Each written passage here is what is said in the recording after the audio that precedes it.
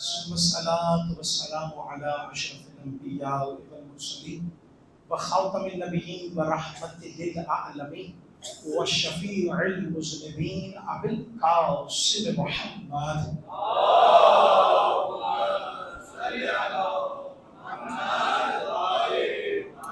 وآله وعترته وأهل بيته الطيبين الطاهرين المعصومين المظلومين ولعنة الله على أعدائهم أجمعين. أما بعد فقد قال الله تعالى في القرآن المجيد والفرقان الحميد وقوله الحق بسم الله الرحمن الرحيم اهدنا الصراط المستقيم صراط الذين أنعمت عليهم غير المغضوب عليهم ولا الضالين. صلوات پڑھیں مل کر محمد وعلى اللهم صل على محمد وعلى محمد.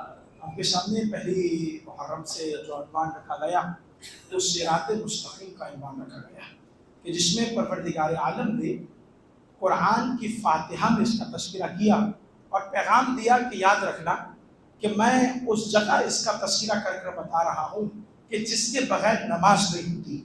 تو جس کے بغیر نماز نہیں ہوتی تو سمجھ لو اس کے بغیر دین کیسے باقی رہے گا.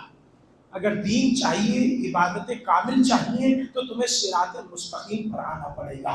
اور اگر دین کامل نہیں چاہیے اور چاہتے ہو کہ بس دین جیسے ہے ویسے ہی ہم اس پر لیں تو پھر تمہیں صراط مستقیم پر آنے کی ضرورت نہیں ہے. صراط مستقیم کون ہے، کیا ہے، کس طرح ہے، تو آپ کے سامنے بیان کیا کہ یہ ایک دعا ہے کہ جو ہم اللہ سے مانگ رہے ہیں. اور صرف ہم نہیں، پوری کائنات جو مسلمان ہے، جو نماز پڑھ رہا ہے وہ یہ دعا مانگ رہا ہے کہ پروردگار مجھے سیدھے راستے پر ثابت قدم رکھ. اور کچھ یہ دعا مانگ رہے ہیں کہ ہمیں سیدھا راستہ دکھا. میں نے آپ کے سامنے یہ جملہ کہا تھا کہ یہ ترجمے میں اختلاف نہیں ہے، یہ نصیب میں اختلاف ہے. کسی کا نصیب ایسا ہے کہ وہ صراط مستقیم پر ثابت قدم رہنے کی دعا مانگتا ہے، وہ صراط مستقیم دیکھنے کی دعا مانگتا ہے. آج ایک جملہ اور کہہ دیتا ہوں کہ صراط مستقیم سفینہ نوح کی طرح ہے. صراط مستقیم سفینہ نوح کی طرح ہے. کوئی پوچھے کیا ہے تو کہنے لگے بھائی پہلی تو بات یہ ہے کہ جناب نوح نے بیج لگایا، اس بیج کے بعد ایک درخت کو کام کیا تو بیوی نے آ کر مذاق اڑایا، کہنے لگی نہ تمہارا نہ کوئی پانی ہے، نہ کوئی سیلاب ہے، نہ کوئی وہ ہے، تو تم یہ کشتی کیوں بنا رہے ہو؟ تو بیوی نے جاتے ہوئے کہا کہ ان کے دماغ پر اثر ہو گیا. ایک جملہ یہ. دوسرا یہ کہ بیٹا پہاڑ پر چلتا جا رہا تھا. اب وہ رہتے صراط مستقیم کے ساتھ تھے، یعنی جن کا سیدھا راستہ تھا ان کے ساتھ رہتے ضرور تھے، لیکن ساتھ رہنا کامیابی نہیں ہے، ان کے ساتھ سوار ہونا کامیابی ہے. بیٹے نے کہا کہ نہیں مجھے پہاڑ بچا لے گا. پتہ نہیں اس خوش فہمی میں کون کون واصل جہنم ہوا کہ ہمیں پہاڑ بچائے گا. جو ہے عزیزان محترم، پتہ نہیں کون کون اس خوش فہمی میں ہوا کہ ہمیں پہاڑ بچائے گا، ہمیں پہاڑ بچائے گا، ہمیں پہاڑ بچائے گا. اور جناب نوح بیٹھ کر کہہ رہا ہے پروردگار اسے بچا. اب اللہ نے کہا ہے نوح اب آواز نہ دیجیے گا کہ یہ میری اہل بیت میں سے ہے. کہا نہیں ہے تمہاری اہل بیت میں سے. پروردگار کا جھگڑا ہو رہا ہے، پتہ نہیں کس کس کو اہل بیت میں شامل کرنے کے لڑ ہے، اور تو بیٹے کو ہی اہل بیت سے نکال رہا ہے. کہ نبی کس نے بنایا؟ میں نے کہا تو نے. کہ امام کس نے بنایا؟ میں نے کہا تو نے. کہ رسول کس نے بنایا؟ میں نے کہا تو نے. کہ جب نبی میں بناتا ہوں تو ان کی اہل بیت بھی میں بناؤں گا، جسے چاہوں گا رکھوں گا، جسے چاہوں گا باہر نکال دوں گا. یہ ہے تو صراط مستقیم کے ساتھ یا جن کا سیدھا راستہ ہو ان کے ساتھ بیٹھنا اٹھنا یا ان کو دیکھنا فائدہ نہیں پہنچاتا. یعنی جب وہ چلے تو ان کے ساتھ ساتھ چلنا پڑتا ہے. یہی ہے صراط مستقیم. اور صراط مستقیم بہت دفعہ میں نے روایتیں پڑھی، صلوات پڑھیں گے مل کر محمد آئیے کچھ روایات آپ کے بوجھ گزار کر دو تاکہ آپ کے ساتھ صراط فی الدنیا فی الاخرہ. صراط دو طرح کی ہے، ایک دنیا کی صراط ہے، ایک آخرت کی صراط ہے. دنیا کی صراط کیا ہے؟ کہنے لگے وقت جعل اللہ تعالی للناس فی الدنیا صراط. اللہ نے انسانوں کے لیے کہ جو صراط قرار دی ہے دنیا میں وہ کیا ہے کہ وہ فرض علیہم اتباعہ وعدم اتباع سبل غیرہ، کہ وہ یہ ہے کہ وہ اتباع کریں اپنے زمانے کی امام کی. یہ ہے صراط مستقیم. دنیا کی صراط کیا ہے؟ یعنی وہ اپنے امام کی اتباع کریں، کافی ہے کہ نہیں؟ یہ اگلا جملہ کہہ رہا ہے وہ عدم اتباع، اور ان کی اتباع نہ کریں جو دوسرے راستے ہیں، جو دوسری سبیلیں ہیں. یعنی فقط صراط کی اتباع کرنا کافی نہیں ہے، دوسری صراطوں سے، دوسرے راستوں سے بیزاری کرنا بھی ضروری ہے. یہ روایت ہے اور امام کی روایت ہے، امام بیان کر رہے ہیں. آگے فرمایا اب قرآن سے اللہ نے اس کو، اب روایت میں امام نے قرآن سے تدبیر کیا کہ اللہ کے قال اللہ تعالی وَأَنَّ هَذَا الصِّرَاطَ مُسْتَقِيمًا فَاتَّبِعُوهُ، بالتحقیق یہ جو صراط مستقیم ہے بس اس کی اتباع کرو. کون ہے صراط مستقیم؟ علی، اہل بیت کا، بس اس کی اتباع کرو. وَلَا تَتَّبِعُوا السُّبُلَ فَتَفَرَّقَ بِكُمْ عَنْ سَبِيلِهِ، اور ان راستوں کی اتباع نہ کرنا جو تمہیں الگ الگ راستوں کی طرف ہدایت کرے، بس ان کی اتباع کرنا جن کو ہم نے صراط مستقیم بنایا ہے. آیت قرآن کی ہو گئی. ایک اور روایت میں پروردگار نے فرمایا، یاد رکھو وقت ورد فی حدیث مفصل بن عمر کہتے ہیں کہ الصراط الطریق الی معرفت اللہ، یہ جو راستہ ہے نا، یہ جو صراط ہے نا، یہ اللہ کی معرفت کی طرف ہدایت ہے. یہ جو صراط ہے یہ کیوں ہے؟ تاکہ تمہیں اللہ کی معرفت حاصل کروائے. ثم قال علیہ السلام ہما صراطان، دو صراط ہیں، صراط فی الدنیا و صراط فی الاخرہ. فاما الصراط الذی فی الدنیا فهو امام المفروض الطاعہ من عرفه فی الدنیا فاقتدی بهذا مر علی الصراط الذی هو جسر جہنم فی الاخرہ. بس جو اس میں سے جو دنیا کی صراط پر چلا نا، وہی خدا کی معرفت بھی حاصل کرے گا اور وہی جہنم کی آگ سے بھی بچے گا، جو دنیا کی صراط پر چلے گا. بس دعا ہے. اور اس کے بعد ایک اور روایت فرمایا کہ دیکھو کالا ہوا امیر المومنین علیہ السلام و معرفتہ، اور ابو حمزہ سوالی کہہ رہے ہیں لیس بین اللہ و بین حجتی حجاب. امام زین العابدین کی روایت ہے، کہتے ہیں دیکھو ہم ہیں خدا اور تمہارے درمیان جو حجاب ہے وہ ہم ہیں. خدا اور تمہارے درمیان جو حجاب ہے، جو حجت ہے وہ ہم ہیں. فَلَا لِلَّهِ دُونَ حُجَّةُ السِّرِّ، ہم وہ حجت ہیں کہ جو تمہارے سامنے چھپایا بھی ہے، جسے واضح بھی کیا ہے. یہ پھر آگے فرمایا کہ نحن ابواب اللہ، ہم ہیں وہ اللہ کے دروازے کہ جس ذریعے سے تم خدا تک جاؤ گے. امام زین العابدین فرما رہے، پھر فرمایا وَنَحْنُ صِرَاطٌ مستقیم، ہم ہیں وہ صراط مستقیم جو تمہیں خدا تک لے جائے گی. فرمایا وَنَحْنُ عَیْبَةُ عِلْمُهُ، ہم ہیں خدا کے علم. فرمایا وَنَحْنُ تَرَاجُمَةُ الْوَحْیَّ، ہم ہیں اللہ کی وحی کے متراجم، ہم ہیں ان کی وحی کے متراجم. اور آگے فرمایا وَنَحْنُ أَرْكَانُ التَّوْحِيدِ، ہم ہیں توحید کے ارکان، ہم ہیں توحید. اور آخری جملہ میں امام نے فرمایا، یاد رکھنا وَنَحْنُ مَوْضُوعُ السِّرَّ، ہم ہیں خدا کے علم کے خزانے کہ جب تم ہمارے پاس آؤ گے تو ہم ہی تمہیں خدا کی اصل معرفت بتائیں گے. کیوں؟ کیونکہ ہم ہیں خدا کا سیدھا راستہ. بات پہنچی اب تک؟ راستہ بھی یہ ہے، ابواب بھی یہ ہے، خدا کی وحی کے ترجمان بھی یہی ہے. سب کچھ اہل بیت علیہ السلام کی گودی میں ڈال کر بتا دیا کہ دیکھو اب دو راستے نہیں ہیں، ایک ہی راستہ ہے اور اس کا نام علی ہے. بس تم علی تک آ جاؤ، یہ تمہیں خدا تک خود پہنچا دے گا. صلوات پڑھیں مل کر محمد علیہ.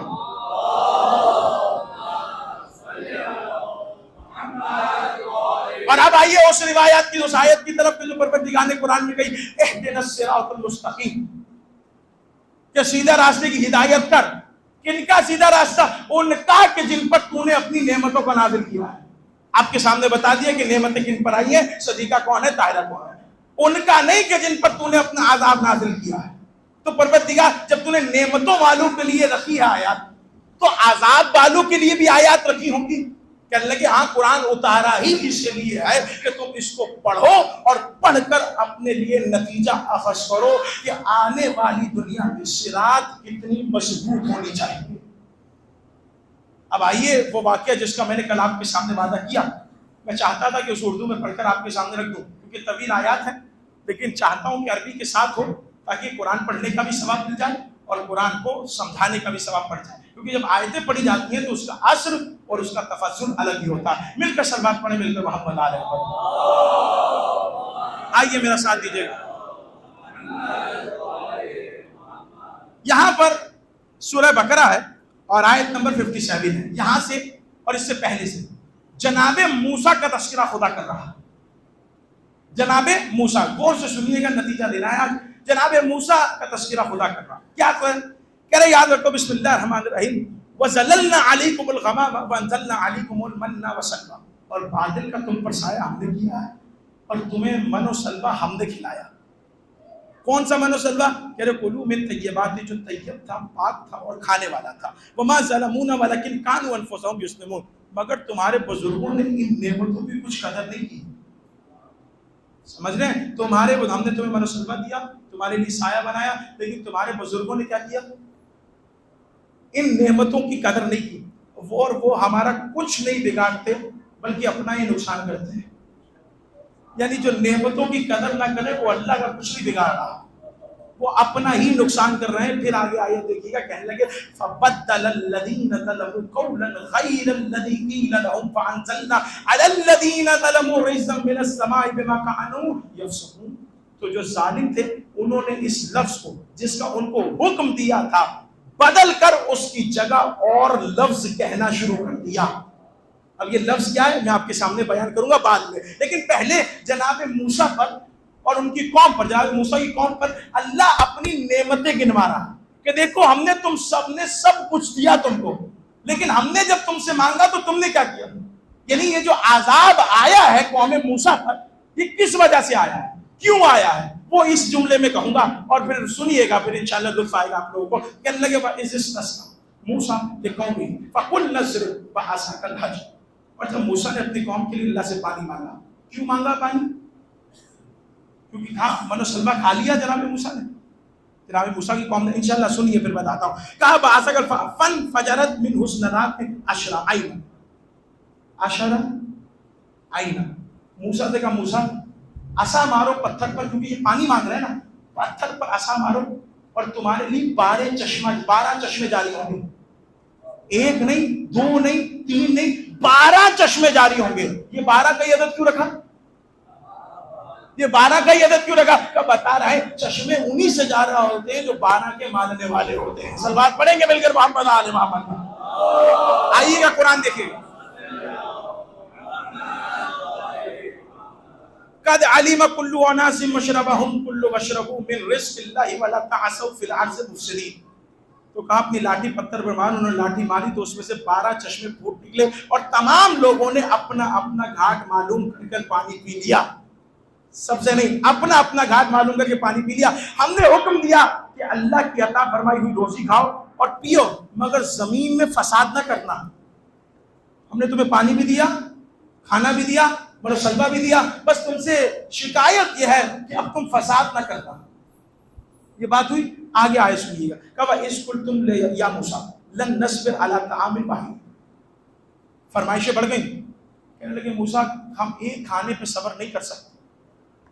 بار بار وہی تتر، وہی بٹیر، وہی بار بار کھلایا جا رہا ہے. ہم ایک کھانے پر صبر نہیں کر سکتے. واحدہ، ہم ایک کھانے پر صبر نہیں کر سکتے. اپنے اللہ سے کہا ہمارے لیے اور کھانے بھی دے. ہم ایک کھانوں پر صبر نہیں کر سکتے. آیت سنیے گا. کہنے لگے واحدن فدع لنا ربک یخرج لنا مما تنبت الارض من بقلها وقثائها وفومها وعدسها وبصلها. کیا مانگا؟ کہ صبر نہیں کر سکتے. اپنے پروردگار سے دعا کیجیے کہ ترکاری، ککڑی، فرمائشیں چل رہی ہیں اور اللہ بھی کتنا مہربان. اللہ بھی کہہ رہا ہے کھاؤ، ایک جگہ پر میں تمہیں دیکھوں گا. اتنی نعمتیں دینے کے بعد پھر عذاب ہے. قسم خدا کی جملہ کہہ رہا ہوں اور یہ میرا نتیجہ ہوگا کہ کھاؤ کھاؤ میں تمہیں دیکھوں گا. کہ ککڑی چاہیے، گیو چاہیے، مسور چاہیے اور پیاز چاہیے. کتنی چیزیں ہیں. اور پھر کہا جو نباتات زمین سے اگتی ہیں ہمارے لیے پیدا کر دے. انہوں نے کہا کہ بھلا. اب یہاں پر جناب موسیٰ نے ایک جملہ کہا. کہنے لگے کالا اتستبدلون الذی ہوا ادنا. تم کیسے لوگ ہو اعلیٰ کو چھوڑ کر ادنا لے رہے ہو. جناب موسیٰ کا جملہ ہے. ہنس رہے جناب موسیٰ کہ تم خدا کی اس پالیسی کو دیکھ نہیں رہے ہو. تم جو مانگ رہے ہو اللہ تمہیں دے رہا ہے. اور تم کیسے لوگ ہو اعلیٰ کو چھوڑ کر ادنا کی طرف جا رہے ہو. یعنی جو وہاں سے آ رہا ہے اس کو تم نے ترک کیا ہے. جو زمین سے اگنے والے نباتات ہیں تم اس کو طلب کر رہے ہو. تم کیسے بد نصیب ہو. اس کا مطلب پتہ چل گیا کہ جو بد نصیب ہوتا ہے نا وہ وہاں والے کو چھوڑ کر زمین والے کو امام بنا. ساتھ چلیے گا قسم خدا کی. اللہم صلی علی محمد وآل محمد وعجل فرجهم اجمعین. میرے پاس وقت نہیں ہے لیکن آج مجھے وقت دینا ہے آپ لوگوں کو, کل بھی وقت نہیں دے سکا, لیکن آئیے تھوڑا سا جملہ سنیے گا.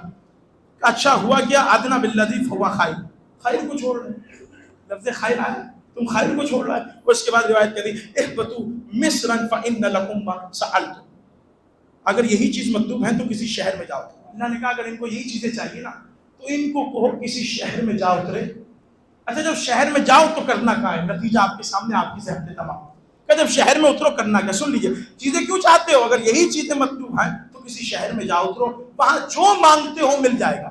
اور آخرکار ذلت, رسوائی اور محتاجی اور بے نوائی اور ان سے چمٹا دی گئی اور وہ اللہ کے غضب میں گرفتار ہوئے. ککڑی دی, پیاز دیا, مسور دی, من و سلوہ دیا, پانی کے 12 چشمے دیے, سب نعمتیں دی, پھر اللہ کہہ رہا ہے ہم نے یہ عذاب میں ڈال دیا. تو یہ بھی تو دیکھیں نا, ڈھونڈنا چاہیے قرآن میں کہ یہ عذاب آیا کیوں. یہی ہمارا نتیجہ ہوگا, یعنی آج کی دنیا میں اس چیز سے روک کر ہم بھی عذاب سے بچ سکتے ہیں جو ان کا نتیجہ ہے. اللہ نے قرآن ہدایت کے لیے دیا ہے, بس اسے پڑھیے اور ہدایت حاصل کیجیے. انہوں نے کہا سب کچھ دے دیا, اس کے بعد اللہ کہہ رہا ہے دیکھو ذالک بانہم کانوا یکفرون بآیات اللہ ویقتلون النبیین بغیر الحق ذالک بما عصوا وکانوا یعتدون. وہ اللہ کے غضب میں گرفتار ہو گئے, یہ اس لیے کہ وہ اللہ کی آیتوں سے انکار کرتے رہے, وہ اس لیے کہ اللہ کی آیتوں سے انکار کرتے رہے. ارے جو ان آیتوں کا انکار کر دے اللہ اس پر عذاب دیتا ہے, جسے اللہ قرآن میں آیت اللہ کبریٰ کا ہے. جو اس کی آیت کا انکار کرتے, اللہ کہتا ہے تمام نعمتیں چھوڑو, یہ اللہ کی آیتوں کا انکار کرتے رہے تو اس کے نبیوں کو ناحق قتل کر دیتے تھے, یعنی اس لیے کہ نافرمانی کیے جاتے اور حد سے بڑھے جاتے تھے. اب میں دوبارہ خلاصتاً جملہ کہہ رہا ہوں, تمہیں فرعون سے ہم نے بچایا, تمہارے بیٹوں کو مار دیتے تھے, بیٹیوں کو رکھ لیتے تھے, ان سے میں نے بچایا, فرعون کو غرق میں نے کیا. جب تم آ گئے موسیٰ کے ساتھ, تم نے کہا کھانا چاہیے, ہم نے تمہیں منو بھی دیا, سلوا بھی دیا. تم نے کہا ہم بار بار اس کھانے کو نہیں کھا سکتے ہیں. پہلے نہیں, پہلے کی آیت کیا ہے, پہلے کی آیت یہ ہے کہ اب یہ بٹیر کھا کھا کر, یہ بنا ہوا پرندہ کھا کر ہمیں پیاس بھی لگتی ہے اور ہم ایسی جگہ جب پانی نہیں ہے. تو کہا موسیٰ مسئلہ نہیں, مارو ایسا 12 چشمے ان کو دکھاؤ, اور جس نے جہاں سے پیا کا پانی بھی دے دیا. اس کے بعد کیا کہا, ہم ایک کھانے پہ صبر نہیں کر سکتے, ہمیں اور چاہیے. ککڑی بھی دی, پیاز بھی دیا, مسور بھی دی, سب کچھ دیا. اللہ نے کہا اب کیا کرنا ہے, کہ پھر ہم نے تم پر عذاب دے دیا. عذاب والی جو آیت ہے نا وہ بیچ میں, کیوں آیا عذاب, پڑھوں اگر اجازت ہو تو پڑھوں, اسی میں ہمارا نتیجہ ہے. عذاب والی آیت جو ہے بیچ میں دیا, کہنے لگے وَإِذْ قَالَ مُوسَىٰ لِقَوْمِهِ إِنَّ اللَّهَ يَأْمُرُكُمْ, کہ اے موسیٰ اپنی قوم سے کہو کہ اللہ کا حکم یہ ہے کہ ان تذبحوا بقرۃ قالوا اتتخذنا ہزوا. صلوات پڑھیں گے مسلم کے محمد علیہ. آیت یہ والی نہیں ہے, معذرت, ہاں یہ والی ہے, معذرت وہ آیت نہیں ہے. آیت ہے قرآن کی 58 سورہ بقرہ کی 58 آیت ہے کہ اللہ نے کہا وَإِذْ قُلْنَا ادْخُلُوا هَٰذِهِ الْقَرْيَةَ. ان کو یہ سب چیزیں چاہیے نا, تو ان سے کہو کہ ایک قریے میں ایک شہر میں داخل ہو جاؤ. سنیے گا, ایک قریے میں ایک شہر میں داخل ہو جاؤ. جب یہ داخل ہو جائیں تو ان سے کہنا منہا حیث شئتم رغدوا, جو تمہارا دل کرے کھاؤ, جو تمہارا دل کرے پیو. صلوات پڑھیں مل کر محمد علیہ وسلم. جملہ کہہ رہا ہوں کہ جو تمہارا دل کرے تم کھاؤ, جو تمہارا دل کرے پیو. وَادْخُلُوا الْبَابَ سُجَّدًا, لیکن ایک کام کرنا, جب دروازے سے گزرنا نا تو سجدہ کرتے ہوئے گزرنا. یہی جملہ ہے, جب دروازے سے گزرنا تو یہاں سجدہ وہ سجدے سے مراد نہیں ہوگا, لیکن یہاں سے جب بھی گزرنا تو کیا کرنا, یہ سجدہ کیوں کروا رہا ہے اللہ, اس لیے کہ نعمتوں کا انکار نہ کرے. جب یہاں سے گزرنا تو سجدہ کرتے ہوئے گزرنا. ایک اور شرط ہے, جب یہاں سے گزرنا تو سجدہ کرنا, اور کیا وَقُولُوا حِطَّةً, اور جب یہاں سے جب یہاں سے گزرنا تو حِطَّةٌ کہتے ہوئے گزرنا, حِطَّةٌ کہتے ہوئے گزرنا, یعنی جو بھی گزرے وہ یہی وعد کرتا ہوا چلے, حِطَّةٌ حِطَّةٌ حِطَّةٌ حِطَّةٌ. 2 شرطیں ہیں, جب بھی یہاں سے گزرنا ایک سجدہ کرنا, اس دروازے سے گزرنا ایک سجدہ کرنا, ایک لفظ حِطَّةٌ اپنی زبان پر وعد کرتے رہنا, بار بار کہنا حِطَّةٌ حِطَّةٌ حِطَّةٌ. اللہ کہہ رہا میں نے ان سے کہا تھا کہ حِطَّةٌ کہنا نغفر لکم خطایا, لکم, تمہاری مغفرت میں کر دوں گا, تمہاری خطاؤں کو معاف کر دوں گا. اگر تم نے سجدہ بھی کیا اور سجدے کے بعد تم نے حتۃ بھی کہا, میں تمہیں مغفرت بھی کروں گا, میں تمہیں معاف بھی کر دوں گا, سب ہو گیا. پھر اللہ کہہ رہا ہے وَسَنَزِيدُ الْمُحْسِنِينَ, اور کہنا ہم تمہارے گناہوں کو معاف کر دیں گے, نیکی کرنے والوں کو اور زیادہ دیں گے. پھر اللہ کہہ رہا ہے فَبَدَّلَ الَّذِينَ ظَلَمُوا قَوْلًا, انہوں نے کیا کیا, ظالموں نے ہمارے قول کو بدل دیا. ہم نے کہا تھا حتۃ کہہ کر گزرنا, انہوں نے ہمارے قول کو بدل دیا. ہم نے سب نعمتیں جو دی تھی اس کے بعد بھی ہم لوگوں نے ان پر عذاب دیا. کیوں؟ ایک تو انہوں نے سجدہ نہیں کیا, اور دوسرا انہوں نے حتۃ نہیں کہا, اس لیے ہم ان پر عذاب دے رہے ہیں. ساری نعمتوں کے بعد سجدہ نہیں کیا, حتۃ نہیں کہا, اللہ کہہ رہے ہم عذاب دے رہے ہیں. آؤ اب رسول کے پاس چلے. رسول نے علی کو قریب بلایا, کندھے پر ہاتھ رکھا, کہا رسول, کہا یا علی, تم میری قوم تمہاری مثال باب حتہ کی طرح ہے. یعنی حتۃ کہتے جاتے, ان کے گناہ معاف دے جاتے, لیکن انہوں نے قول کو بدلا ہے. اب جو بھی جنت کے دروازے سے گزرے گا, دو چیزیں ان کے لیے ہیں, سجدے کرتے جانا, علی علی کہتے چلے جانا. یہ ہے قرآن.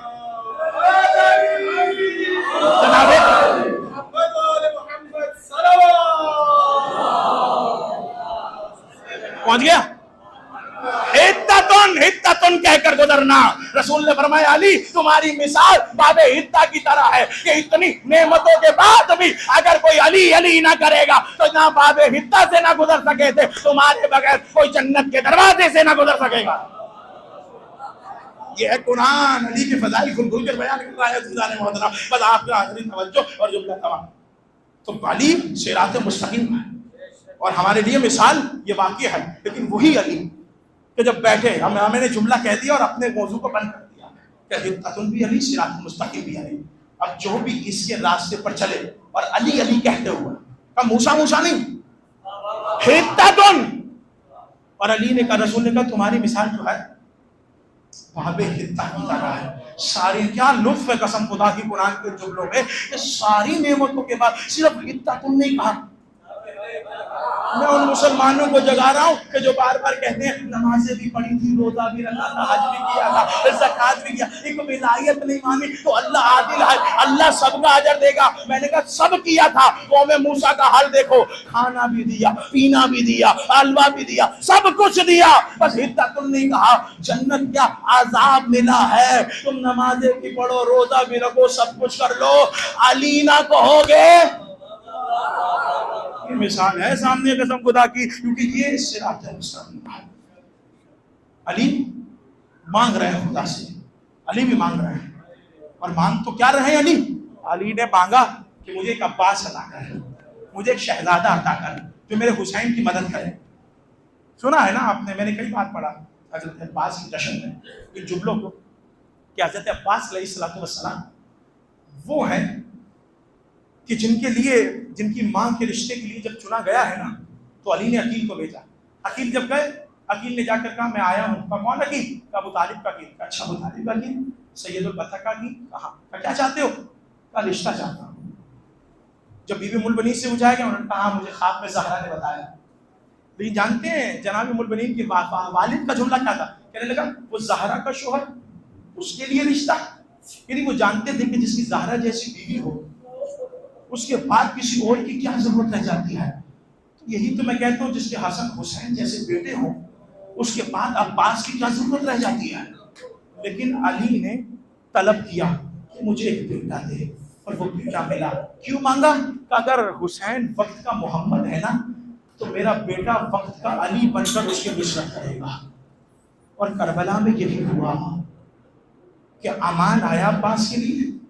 عباس نے کہا اب تیرے امان پر بھی لعنت, تیرے پر بھی لعنت, میں حسین ہوں. کیا بھروسہ تھا حسین کو عباس پر کہ جب چراغ گل کیا, گل کرنے کے بعد روشن کرنے کے وقت آیا, کہنے لگے عباس اٹھ کر چراغ روشن کرو. قسم خدا کی کیا بھروسہ تھا, کیا وفا تھی کہ جناب عباس کو پتا تھا کوئی بھی جا سکتا ہے, حسین کو پتا تھا کوئی بھی جا سکتا ہے, عباس اٹھ کر نہیں جا سکتا ہے. کہا عباس اٹھ کر چراغ کو روشن کرو. चराग को रोशन करवाया। शब आशूर थी, अब्बास बार बार कभी किसी खैमे में कभी किसी खैमे में, आखिर वक्त आया अब्बास अपने खैमे में बैठे हुए तलवार को साइकिल कर रहे हैं, तेज कर रहे हैं। रिवायत कहती है थोड़ा सा वक्त गुजरा है कि खैमे में शहजादी ज़ैनब आलिया को देखा, खड़े होकर तलवार छोड़कर। आकाजादी हुक्म किया होता, गुलाम हाजिर हो जाता। तो आज आकाजादी नहीं, आज बाहर बनकर अब्बास तुम्हारे पास आए हो। देखो जब से पता चला है ना कल सब मारे जाएंगे, सब बीवियों ने मुझे घेर लिया है, तो पूछते हैं जब सब मारे जाएंगे तो हमारे पर्दे का मुहाफिज कौन होगा?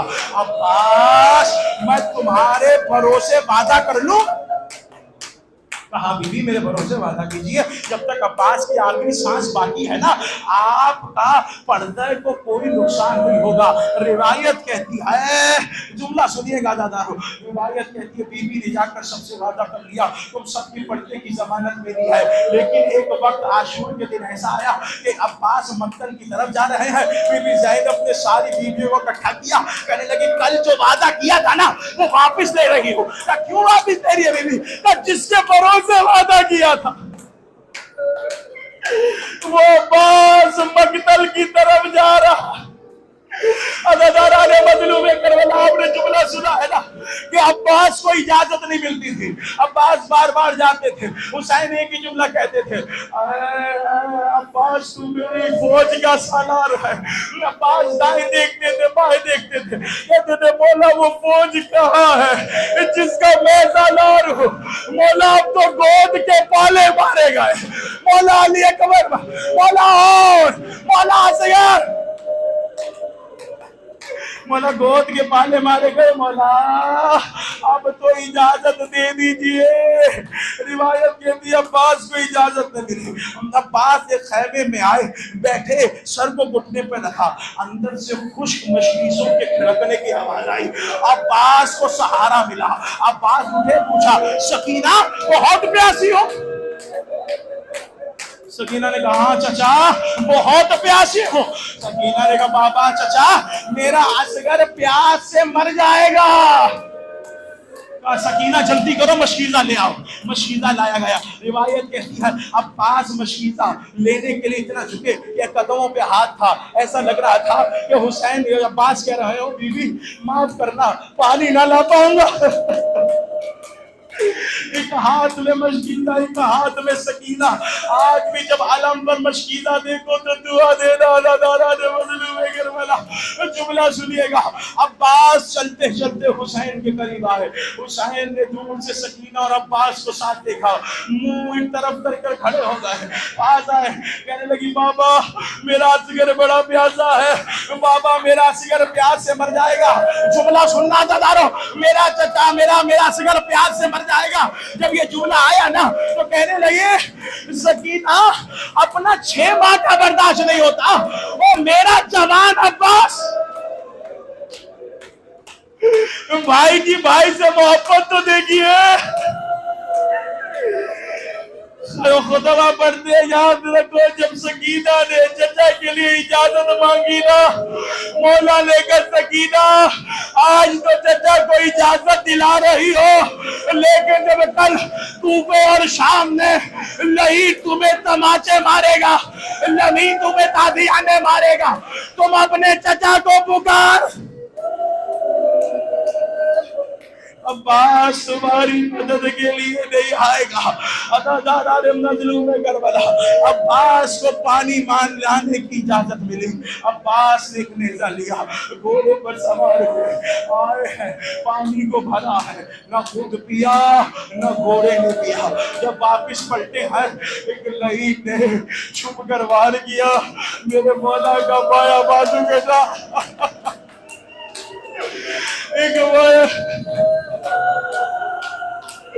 एक लईद ने वार किया, मेरे मौला का दाया बाजू।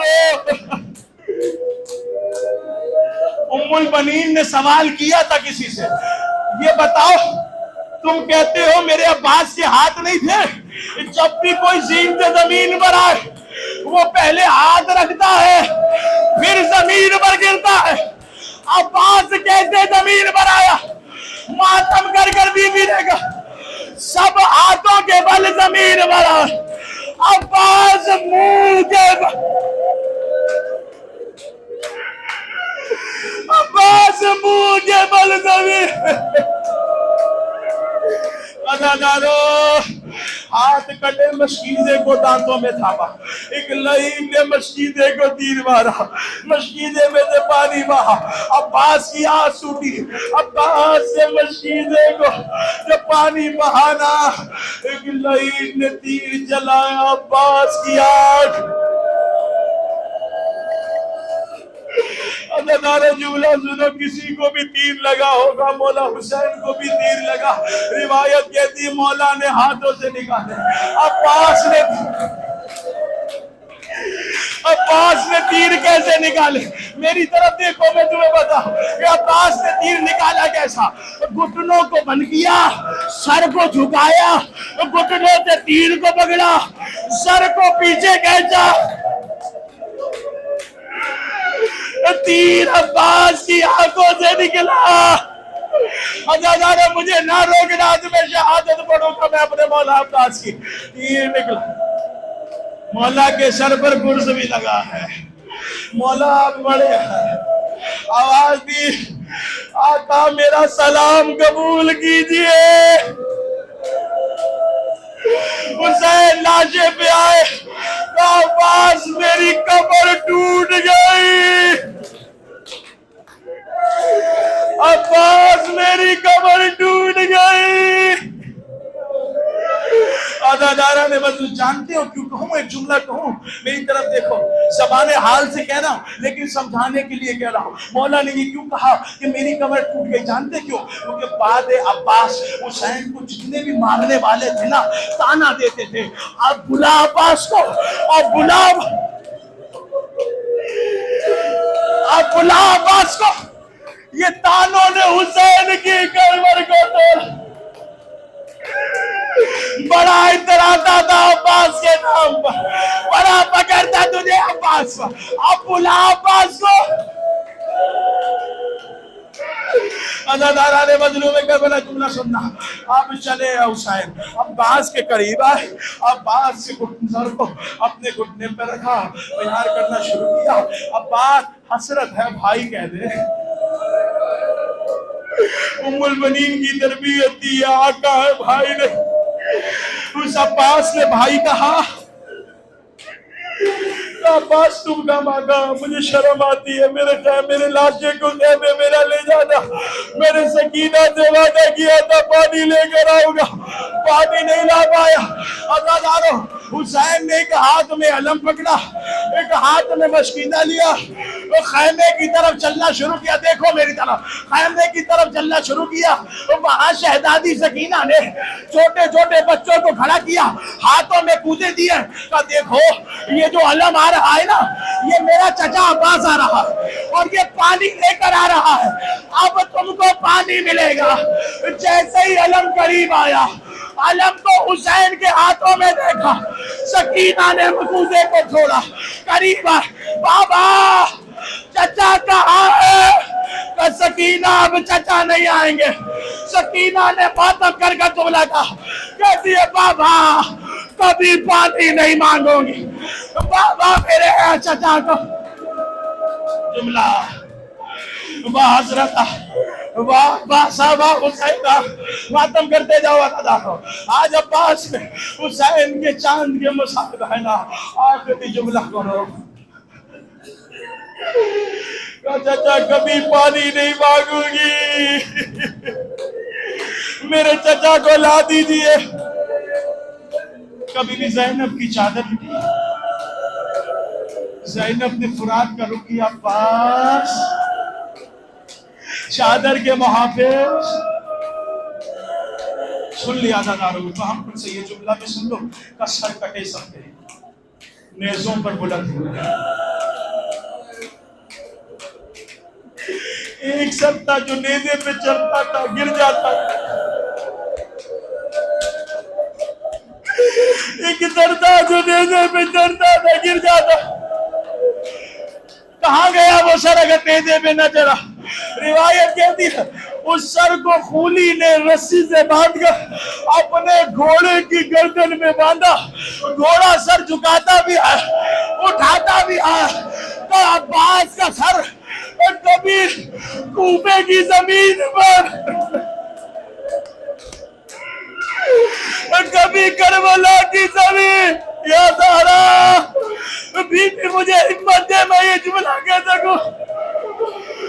کعبہ مولا سید سجاد, مولا وہ سر کس کا تھا جو نیزے پہ بلند نہیں ہوتا تھا؟ کہ کسی کا نہیں, میرے چچا عباس کا سر تھا. کہ مولا نیزے پہ بلند کیوں نہیں؟ کہ کیسے ہو جاتا اللہ والا, کیسے ہو جاتا. اور جس سر نے کبھی گھر میں اور زینب کا کھلا سر نہ دیکھا, وہ کبھی بازار کوفہ اور کبھی شام کا دربار اور زینب کا کھلا سر اور نامحرموں کی نظریں لوگوں کے ہاتھ. ماتم عباس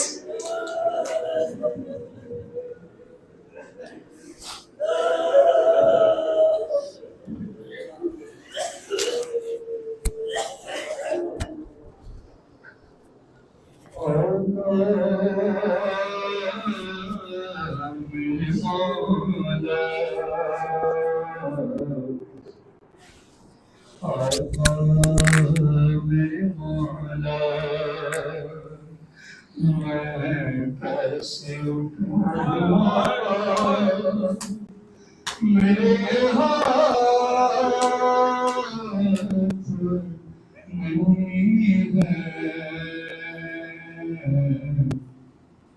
میرے ہاتھ نہیں ہے, اور پاؤں نہیں چھو سکتا. میرے ہاتھ نہیں ہے, میرے ہاتھ نہیں ہے. اور آقا یہ غلامی کا صلہ کیسا دیا ہے. اور اس پیار سے سر آپ نے انسانوں پہ رکھا ہے. اور اٹھ کر سلام کرتا میرے ہاتھ نہیں ہے. اور گودی میں سکینہ کو اٹھاؤں گا میں کیسے, اور کس طرح نبھاؤں گا غلامی کے طریقے. ارے یہ کم تو نہیں صدمہ میرے ہاتھ نہیں ہے, میرے ہاتھ نہیں ہے. اور بھاری ہے علم تم اٹھاؤ سے مولا, کہ ٹوٹی ہے کمر دیکھیے تنہا اٹھے گا. ارے آقا میں ہوں شرمندہ, میرے ہاتھ نہیں ہے. اور جب زین سے زمین کی طرف آنے لگا مولا, نہ کوئی مددگار تھا نہ کوئی سہارا. اس وقت خیال آیا میرے ہاتھ نہیں ہے. اور میں ضامن چادر تھا محافظ حرم کا, اور اب زندہ بھی رہ جاؤں تو کیا فائدہ کا. کہ زینب کو بتا دینا میرے ہاں